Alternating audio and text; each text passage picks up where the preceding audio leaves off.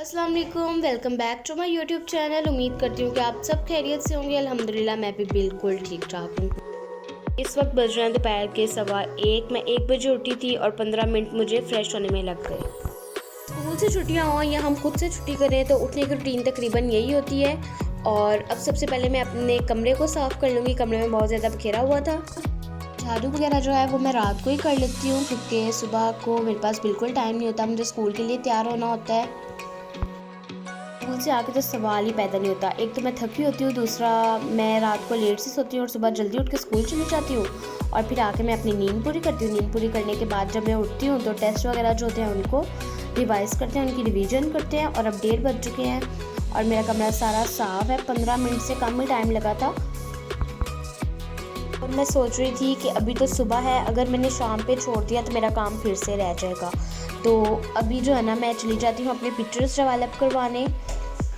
तो मौसम में काफ़ी हद तक फ़र्क आ गया है, लेकिन जब भी दोपहर का ये टाइम होता है मैं पर्दे जो है ना हटा देती हूँ और लाइट्स बंद कर देती हूँ। और जो ये रोशनी आती है मुझे बहुत ही अच्छी लगती है।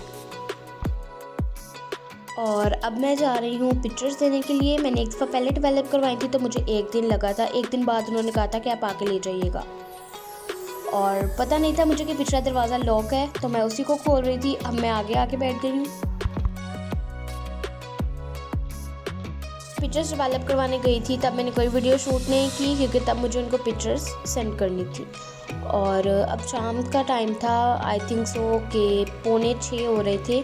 और मैं जो है ना छत पे चली गई थी क्योंकि मौसम बहुत ही ज़्यादा अच्छा हुआ था।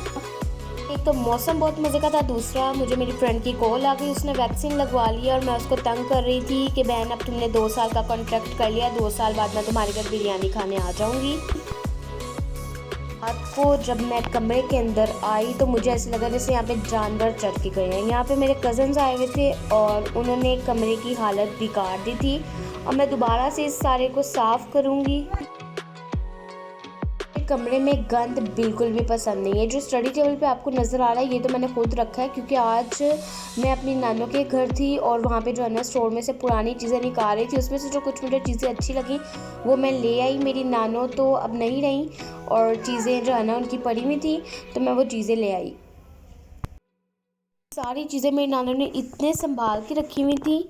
और उसके अलावा मुझे एक शर्ट मिली थी, वो मुझे बहुत अच्छी लगी और वो भी मैं ले आई। वो रेड कलर की थी, फैंसी शर्ट है, वो भी मैं ले आई। और जब मैंने उसको ट्राई करके देखा तो वो यूँ थी कि जैसे वो बिल्कुल मेरे ही साइज़ की सिली होती है।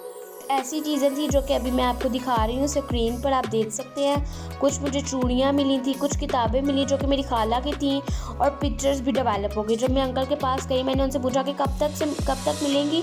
उन्होंने बोला कि आप रात को आके ले जाना। तो 7-8 बजे के करीब उन्होंने टाइम बोला था, तो मैं 8 बजे लेने चली गई थी।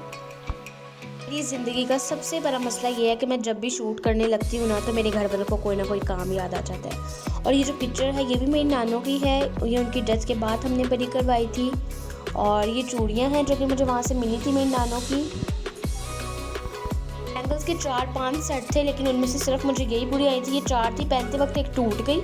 और जो मुझे पूरी नहीं आई हैं वो भी मैंने रख ली है। मैंने कहा स्टोर में पड़ी है, इनको मैं अपने पास रख लूँगी।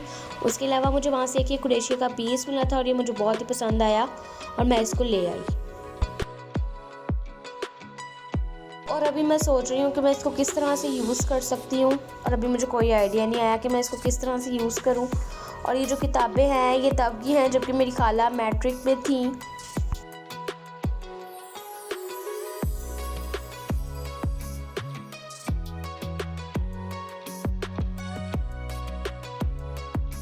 और उसके बाद मैं ये सोच रही थी कि जितनी भी चीज़ें हैं इनको मैं रखूँगी कहाँ पे। जो वॉल्स थी उनकी हालत थोड़ी सी ख़राब थी, लाइक उनके ऊपर से पेंट उतरा हुआ था। तो मैंने सोचा कुछ नहीं, मैं इसके ऊपर स्प्रे पेंट कर लूँगी।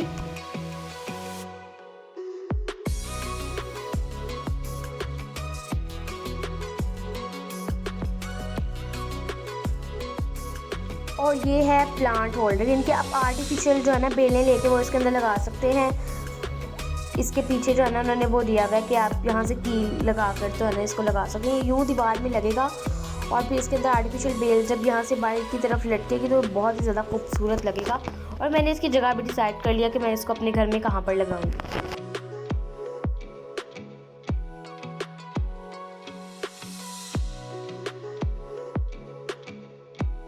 तो जो मैंने आपको शर्ट कही थी जो मुझे बहुत कमाल लगी थी वो मैं आप लोगों को दिखा देती हूँ। रेड कलर की इसकी बाजुओं का जो स्टाइल था वो वैसा ही है जो कि स्टाइल आजकल ट्रेंडिंग पर है, और वैसे भी आगे शादियाँ आ रही हैं तो बिल्कुल कि जब मैंने इसको पहना तो मेरे साइज़ की लग रही थी, तो मैंने सोचा क्यों ना इसको मैं वेयर कर लूँ शादियों पे।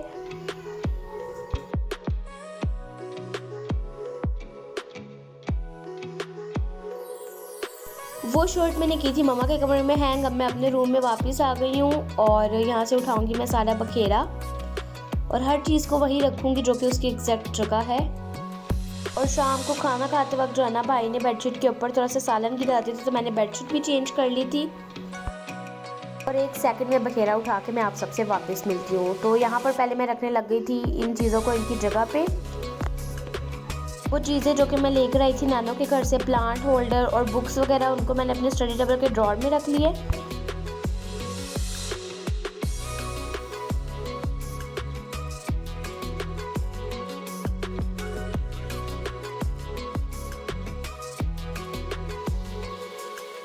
और उसके बाद ये है एक मेरे पास, इसके ऊपर जो है ना हम कपड़े हैंग करते हैं, तो ये मैं सोच रही थी कि मैं इस ड्रॉर में लगवा लूँ ताकि इसके ऊपर मैं अपने मेडल्स वगैरह हैंग कर सकूँ।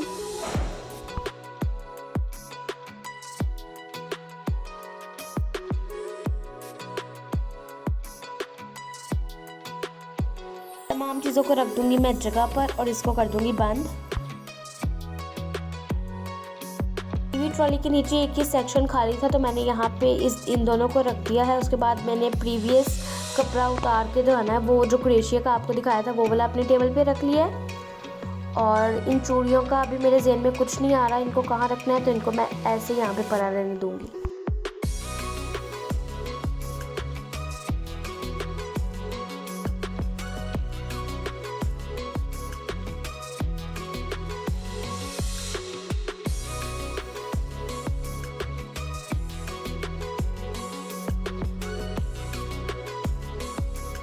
उसके बाद जो है इनको साइड टेबल पे प्लेस करते हैं। ये भी मैं ले आई थी, बिल्कुल नए थे, लेकिन मुझे समझ नहीं आ रहा था कि मैं इनको कहाँ पे रखूँ। मुझे एक लग रहा था कि मैं यहाँ टिशू के नीचे रख दूँगी, जो टीवी ट्रॉली में टिशू पड़े हैं इनके नीचे रख दूँ एक को, और एक की समझ ही नहीं आ रही थी कि कहाँ रखूँ। और एक दफ़ा फिर से एक झलक देख लें कमरे की, क्योंकि इसको मैंने कर लिया है बिल्कुल साफ़। चूड़ियों के बारे तो अभी तक मेरे ज़हन में कोई ख्याल नहीं आया था कि मैं इनको कहाँ रखूँ, तो मैंने उनको वहीं पर पड़ा रहने दिया। उसके बाद देख रहे थे एक झलक हम पिक्चर्स की जो डेवलप होकर आई हैं। तो ये मेरे मामू का बेटा है, ये मुझे बहुत ही अच्छा लगता है। मैंने इसकी पिक्चर्स डेवलप करवाई थी 2-3, और ज़्यादा सारी मेरी थी, कुछ मम्मा की थी, कुछ पापा की, कुछ मेरी दादों की थी।